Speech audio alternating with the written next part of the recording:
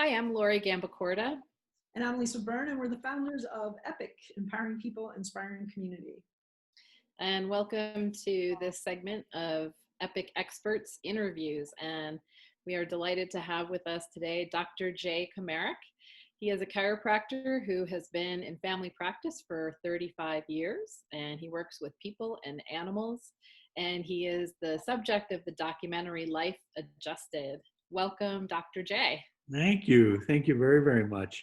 And 35 is long, but it's actually 43 years now that we haven't updated. Somebody didn't update our page. So it's, 43 years. Awesome. More wisdom and more expertise that you can Yeah, share. more gray hairs. Yeah. There you have it. Yeah. Well, can you just tell us a little bit, enlighten us on what were some of the influences that actually got you started in the field of chiropractic? I grew up in a family that was really passionate around chiropractic. There were 13 family members as chiropractors. But when I was younger, my dad and his two brothers were chiropractors, and they were like totally on fire about, this was way back in the 50s and 60s. They were on fire and excited about the fact that the central nervous system, your brain and cord, could get stuck. It could get stuck in a pattern.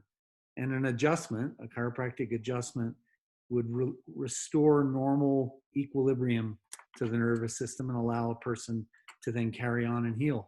And so their perspective around healing was freedom in the nervous system. And as a kid, I didn't know what they were excited about, but I knew they were excited. And so that, coupled with the fact that I saw a horse get adjusted when I was younger, and I was like, I'm doing that. I'm going to do that. I was horse crazy. I grew up in Texas, and then from Texas, we moved to Pennsylvania. And I knew at a really early age, this is where I'm headed. I had no question. I feel it was a gift that I knew so early. Yeah. So for those people who don't really understand, when you say freedom in the central nervous system, can you explain that a little bit more for people? Yeah, that people have, we live in a harsh world. It has its moments where it's very peaceful and loving, and then there's a lot of harsh realities, beginning with the birthing process of some children. And you can imprint a nervous system, the brain and cord, and cause a trauma that keeps the person in a high alert, or what we call sympathetic tone. And that person then is looking, it's like looking out a picture window. We have a beautiful, well, you can't see it. You have a picture window, and on that picture window are two greasy handprints. And you're looking out at a beautiful environment, but you're always looking through those greasy handprints. And when a nervous system is imprinted, it's due to trauma. It can be emotional trauma, mental trauma, metabolic trauma, physical trauma, a forceps delivery, a vacuum extraction, a cesarean, where the child has got a shock. And if you don't address that early, that imprint, the greasy handprint, stays on the nervous system and will keep that child in high alert. Many, many people, I'm sure you're aware of, live that way their whole life without ever realizing that they're subluxated. So that's, the role of chiropractic is to clear the central nervous system. When we say that, the brain and all of its functions, and the spinal cord, and then the related structures. People have always related chiropractic to bones out of place, and they're out of place secondary to the fact that the nervous system's out of whack. The body, if I throw an ice cold bucket of water on you, you would naturally contract your body, and the body distorts when it's on overwhelm.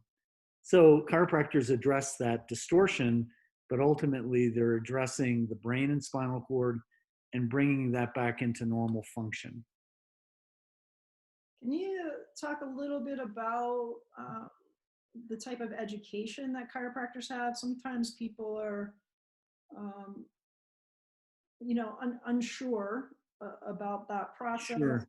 and whatever you want to offer around that. Yeah, most chiropractors have 2 years prior going to chiropractic college, which is a 4-year program. If you really hustle, you can do it in 3.5 years. A lot of schools require a master's first. But a chiropractic college has the same education as a medical doctor, less the pharmacology. We don't have we don't study pharmacology. We study a lot of physics. We study a lot of biomechanics of motion and movement, and a huge amount of neurology. So we don't study drugs and pills and medications, and so that eliminates a big part of the timeline. The rest is spent on physiology, studying why the body does what it does and how it does it. And we have these fundamental philosophies of innate intelligence, that the body is not a runaway train. There's nothing that's happening randomly. We don't always know the origin, but it's everything it's doing as a measure to manage inputs or stresses. And sometimes those stresses overwhelm the body, and we see that as symptoms. And rather than addressing the symptom, the chiropractors address the central nervous system, which is causing that heightened response or symptom. And so it's pretty, it's amazing. And when I was younger, I was very clinically minded, and I was just, I had an RN that worked. We took X-rays, we did blood work, and my interest was, does this stuff work or doesn't it work? It was just amazing. We had kind of these protocols of care, and then we were able to afterwards track what kind of responses there were. And chiropractic is very, very amazing, and it's very misunderstood by a good many people. Yeah, that's why I wanted to, have you go a little bit more in depth into it too. And we want to talk about your life and the movie and book that you have. But one other follow-up question. It looks like Lori jumped off. Her Zoom must have went down, but she'll be back here. For people that haven't had an adjustment before, could you give them a little insight into what it looks like when they would come into a chiropractic office, or your patient in particular, and what that's like to be adjusted? I know some people have a little bit of fear around things, and let's alleviate that for them. The intake is not unlike a medical office where there's questionnaires. Our questions are oriented more to your life process, what's going on in your life, and what kind of stimuluses and reactions you're having. And we're more interested in you and what's happening currently in your life, and anything that's been prolonged as far as overwhelms. And then, at that point, we're then doing an exam and taking a look at the best way to describe it is tone. That if I dunked you in an ice cold lake that was like a glacier lake, it would increase the tone of your body. And when people are on overwhelm, when they have mental, emotional overwhelm, somebody goes through a divorce, or they have the death of someone, or just prolonged stresses with their job financially, or a career they're unhappy with, they increase the tone, and technically we call it sympathetic tone, and increases the tone and will cause a distortion in the body.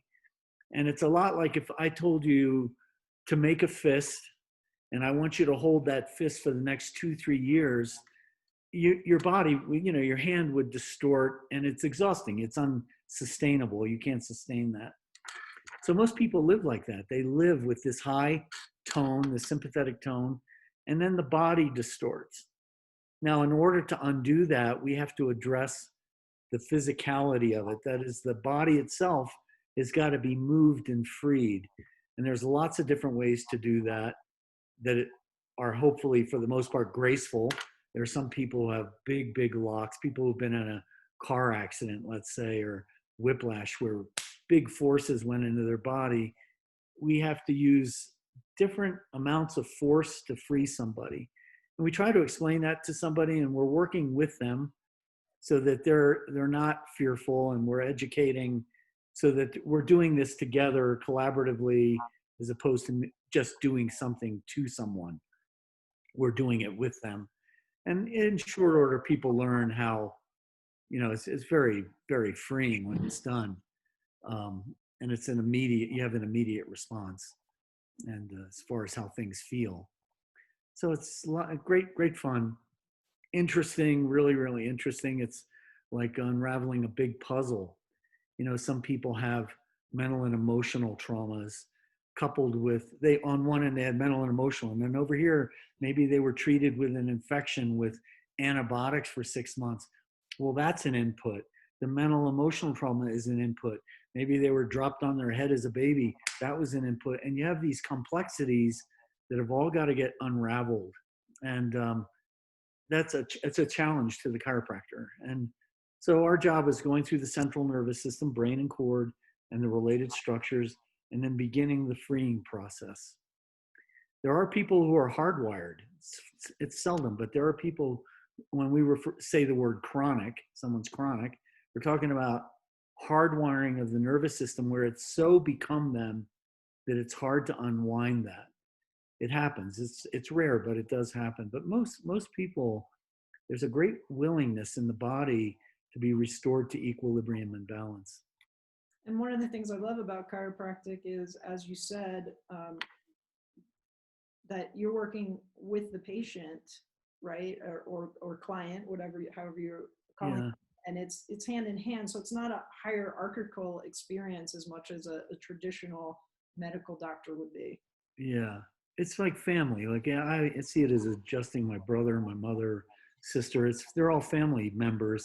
I don't like the word patient per se. They are initially, but after their initial acute crisis care, they become family members or practice members in a place that's restorative, and once we restore that balance, then to maintain it throughout your life and educate you about breath and nutrition and exercise, and something we overlook is mental attitude, just having a good, healthy attitude within a time like we're having now. It's challenging for people. They get negative and down and afraid, and that kind of negative self-talk can be very, very destructive.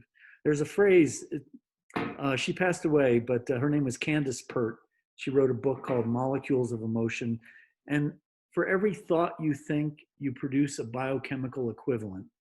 So you think a thought, you produce a little packet of chemistry. And if you think that thought, you produce that chemistry, and think that thought, produce that chemistry, you habituate those pathways, and they're hard to break, especially if they're negative and destructive. But your thinking is huge as it relates to the physiology of the body.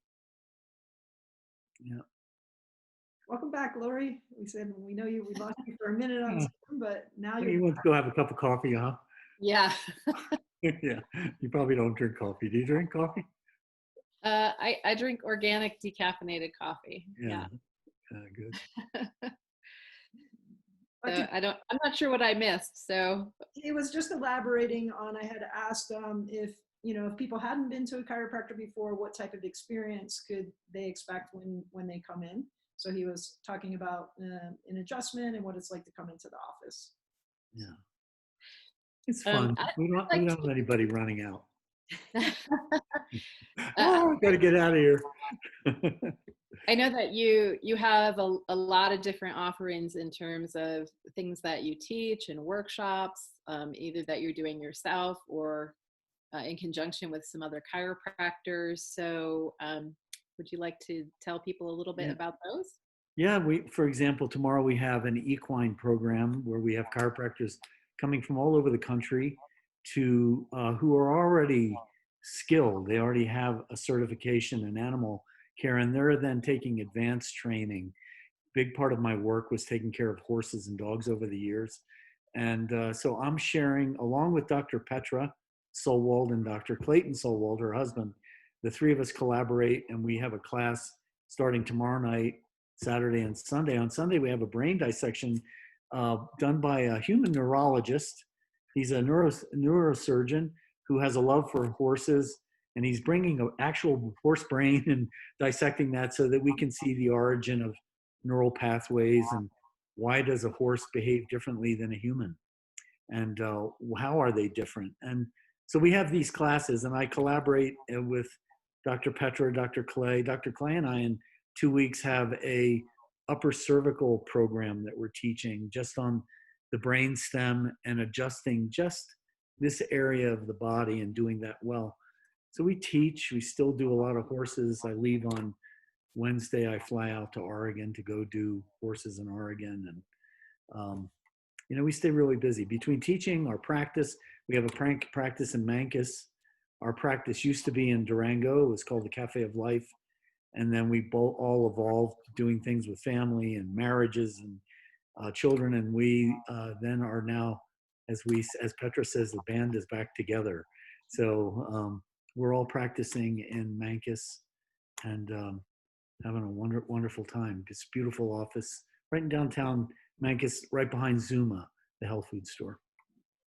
And that is mancoschiropractic.com. I know mancoschiropractic.com, yeah. Where they can go to get more information on that. And yeah, you've had such an interesting life and things that you've done with relation to chiropractic. And as Lori said in the introduction, that you were subject of a documentary called Life Adjusted. Can you tell us a little bit more about that? I've had a lot of wonderful things happen over the 43 years, but I was teaching a class in Oakland, California, and a woman, Dr. Casey Flegel, hosted me, and we had students from the chiropractic college there.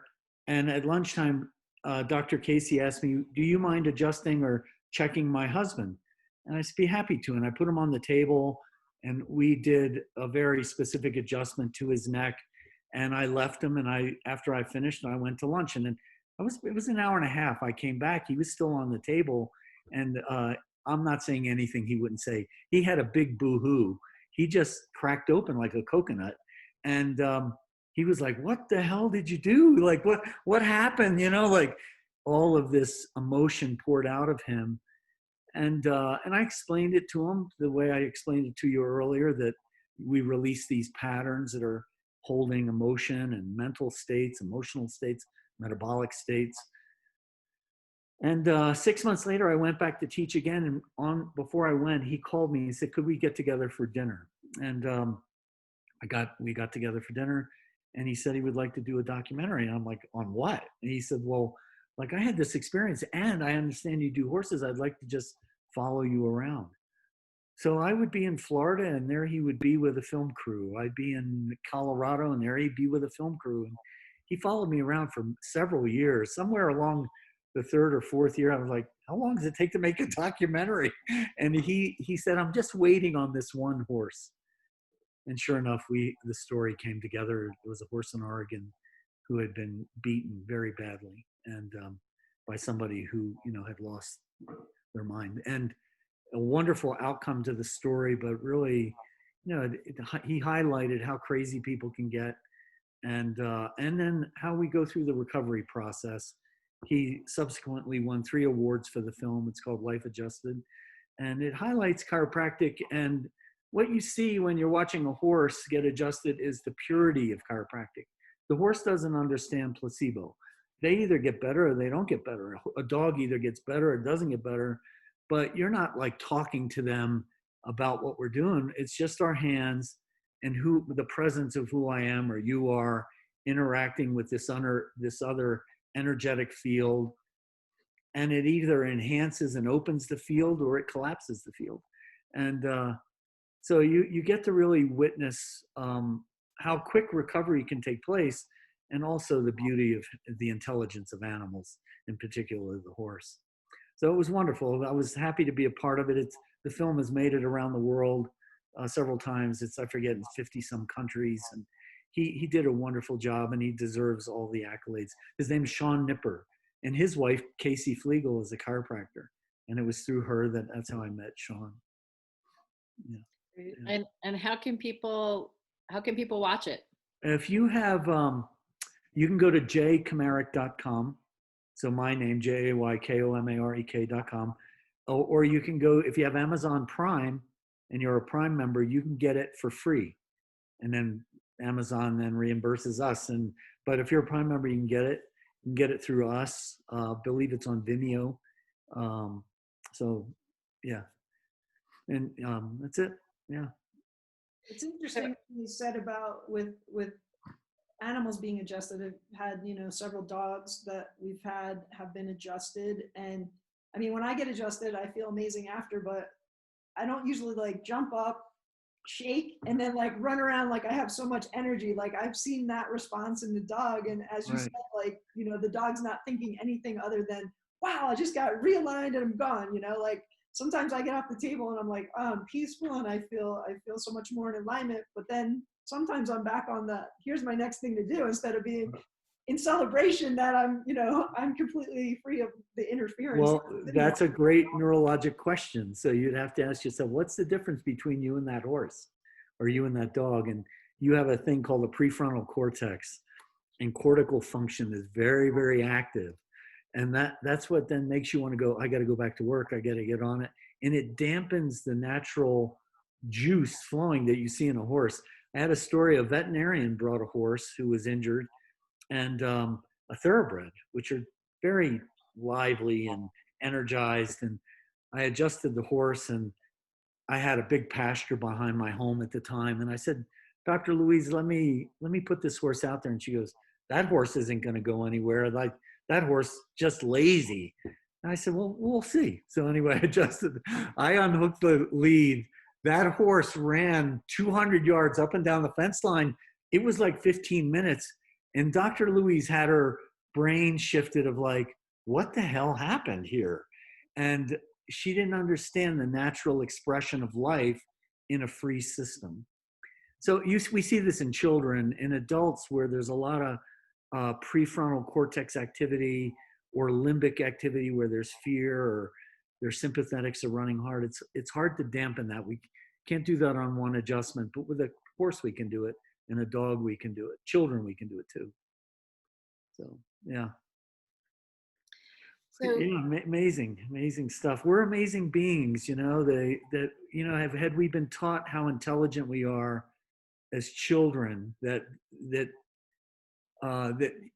sicknesses, illnesses naturally cycle. They have it like a washing machine cycle. They have a natural cycle and a timeline, and they're self-limiting. That they run their course, and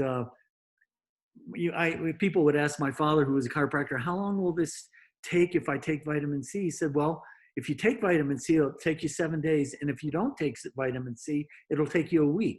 And it just runs its course. And we should do things that are supportive, but illness runs its course. I met Dr. Mendelsohn. He wrote a book called How to Raise a Healthy Child in Spite of Your Doctor. He was president of the Pediatric Association in Illinois.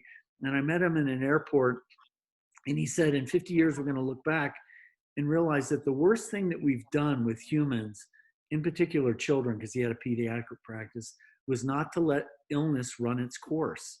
Somehow we feel we have to interfere with a fever or sometimes an infection. And there's a point, but it's rare. In all my 43 years, I never had to send a kid to a hospital because of a 102 fever. You know, putting a fever is like putting a match under a balloon. It creates lysis. It breaks the bacteria. It kills the virus. You know, so these things we've not been taught. We've been taught that we have to interfere. And there's times where it's really necessary. Antibiotics are necessary. Medication for asthma are necessary. These things are really valuable. But in general, we've really interfered with the course of illness to the point of prolonging it sometimes. So, yeah. yep, and of course there's money to be made with a sick population. So I don't know if we want to go down that road, but I No. wanted to go back a little bit. The profound experience that the filmmaker had, you said, was from an adjustment to the neck, and then you also mentioned that you and Dr. Clay offer a workshop specifically on upper cervical. So can you talk just a little bit about like the significance of that? Oh, well, that's a great question. And this was something that was discovered over the course of studying the anatomy of the spine, that the brain stem, the medulla, that's coordinating cortical function, that is what you think and feel, and it's then telling the heart and the breath what rates and speeds to function, all take place right here in the brainstem.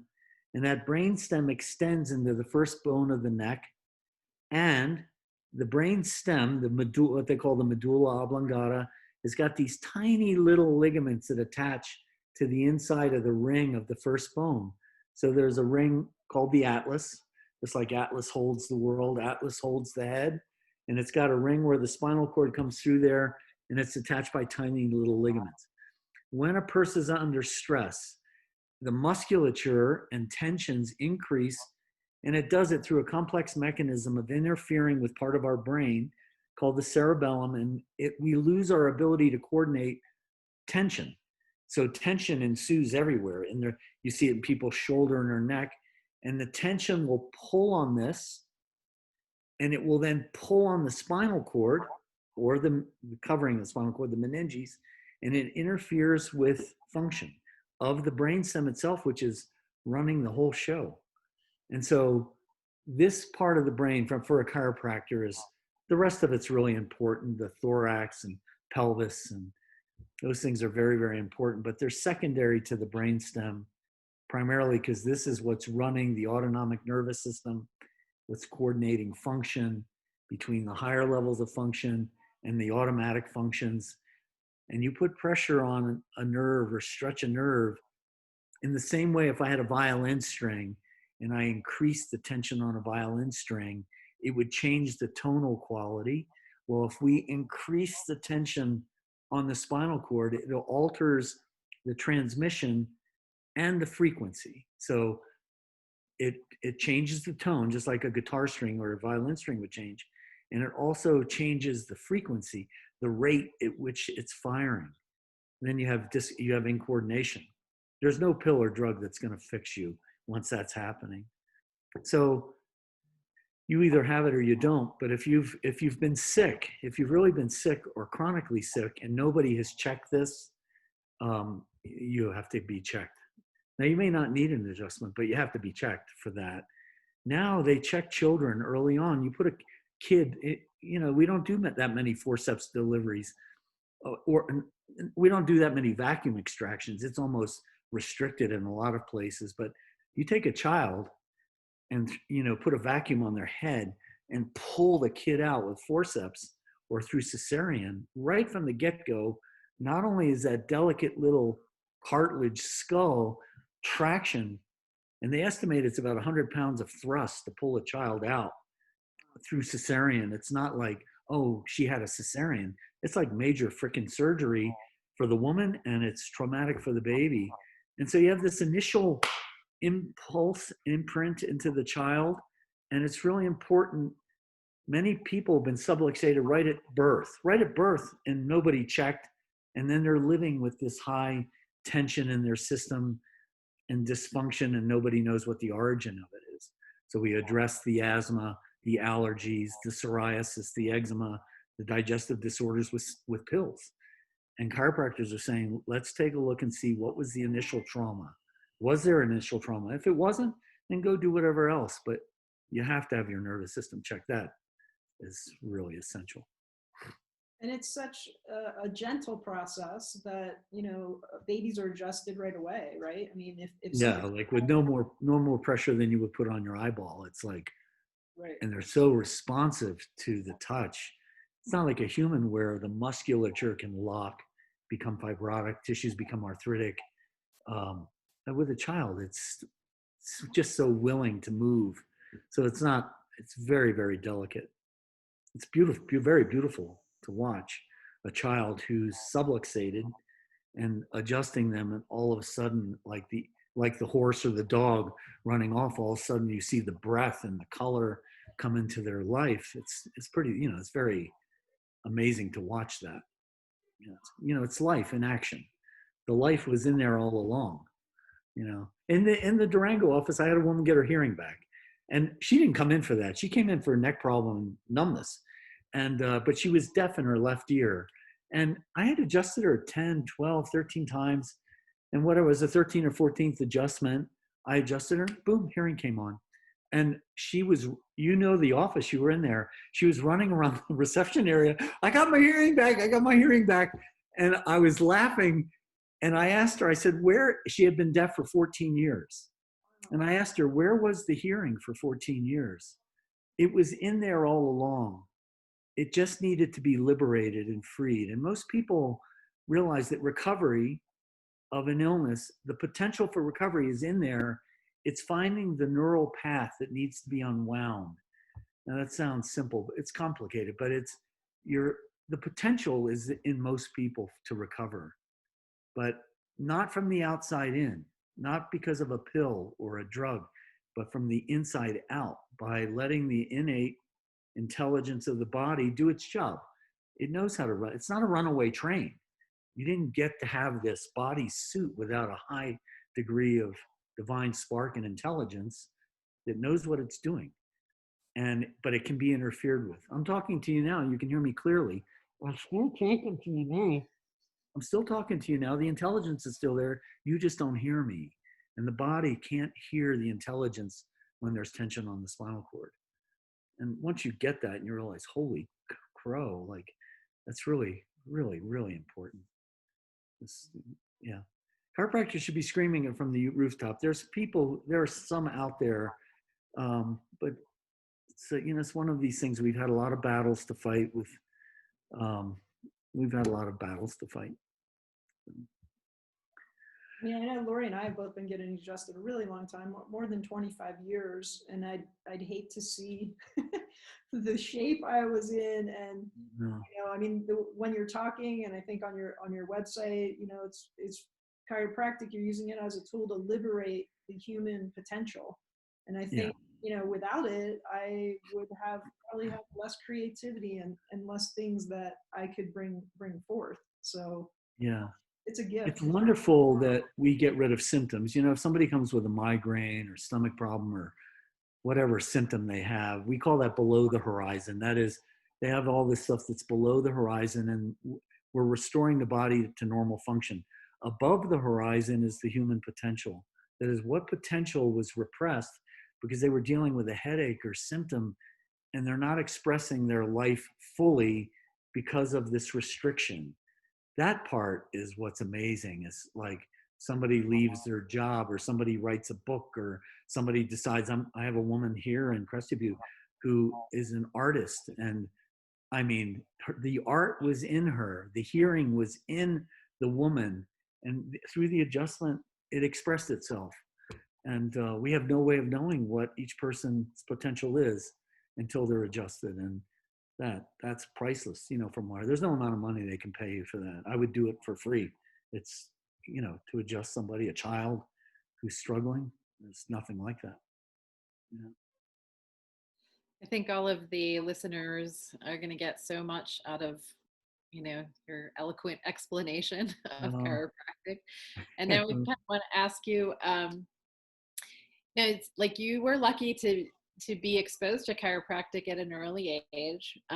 But if you could go back in time and give some advice to your younger self, what would that advice be?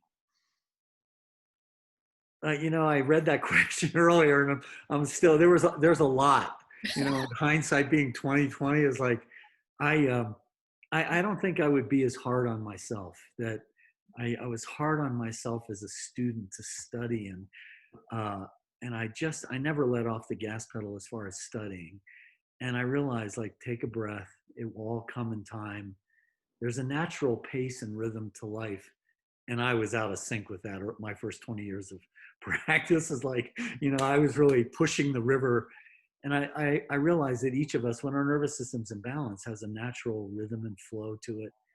And through meditation, through prayer, through whatever spiritual practice you have, that we come into this rhythm with ourselves, and then whatever we should be doing is revealed to us. And I ignored that, and I pushed the river rather than going with the flow with the river. So I would tell myself, slow down, take a breath, and find the natural rhythm of your life that's unique to you and unique to me, that we're not anywhere similar.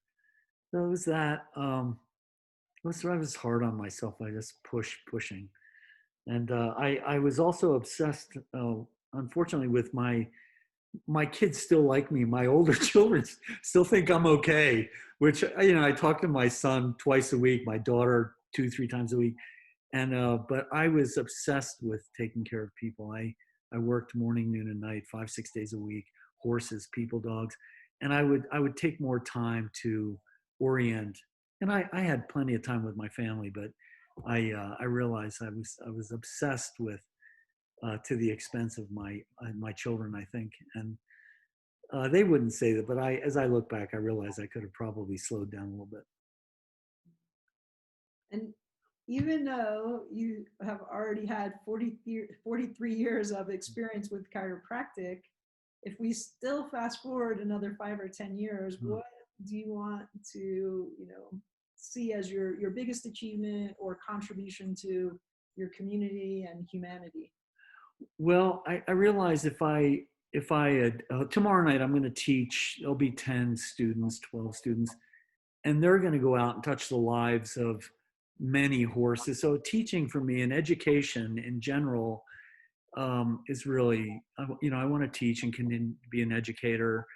You know, there's a saying, says, you don't know how far reaching what you say or do today affects the lives of millions tomorrow. And we don't. This video will go out and somebody will see it. Maybe they go to chiropractic college or go get an adjustment for their kid or get checked. And say, I think my father and my mother both worked well into their 80s. And my mother, right up until a week before she passed, communicating with people worldwide. My father was a chiropractor until he was 85, adjusting the way I adjust now. So I'm 66, and I look forward to whatever God has in store for me to continue working, and putting my hands on people and helping where I can. But education, as much as practice is fun, being an educator is really really important to me. Great value. Yeah. Well, this has been wonderful. Yeah, it's fantastic, Jay. We appreciate all of your wisdom, expertise, and could you let everyone know again how they can learn more about you, the movie, book? Okay. Well, the office is mancuschiropractic.com. Yep. So if you need to schedule with me, Dr. Petra or Dr. Clay, or horses, you can get a hold of us there. You can reach me. My personal number is 970-975-0744. You can reach me at jkomarek, JAYKOMAREK, at gmail.com or jkomarek.com.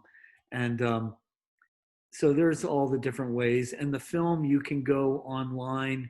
If you go to Amazon, you can look up Life Adjusted if you want to see the film, or you can get a hold of me and I'll send you a link.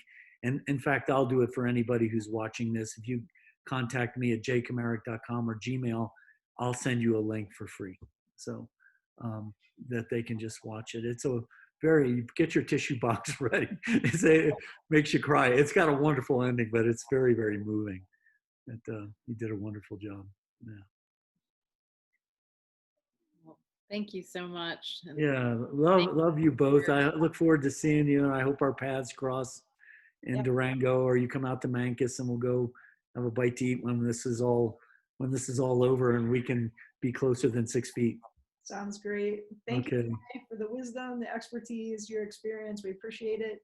Again, if you want more information, visit jkomarek.com or mancuschiropractic.com. And for more information on EPIC, goes to epicmag.org.